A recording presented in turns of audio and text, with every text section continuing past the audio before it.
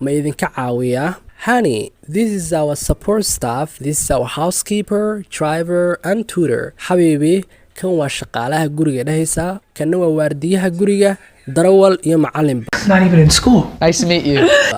Not even in school. Markaasuu dhahaya weligeeba iskool maba soo baranay. Maxay sheegaysaa qofta? Nice to meet you. Kulan wacan. You guys can just come. You guys can just come. Soo dhawaada waa imaadi kartaan guys. Mom, Rosa, can you actually leave the lotion on Rosa, can you actually leave the lotion on the counter? Hooyo saliidda Rosa miiska iyo sii dhig ayay dhahaysaa. Lotion waa kareemka maqaarka. the counter? Yes. Who's this guy? Who's this guy? Yaa waay kanna ayuu dhahayaa.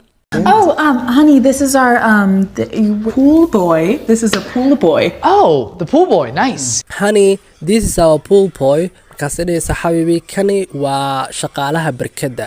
Honey markaan ma ahan malab waa erey kalgacal leh. Pool boy sidoo kale waa shaqaalaha barkadda. Oh, the pool boy. Nice. Markaasuu dhahayaa shaqaalaha barkadda miya? Okay, si fiican. Mi nombre Pablo. Hola, Pablo. Mi casa es su casa. Thanks. Mi nombre Pablo.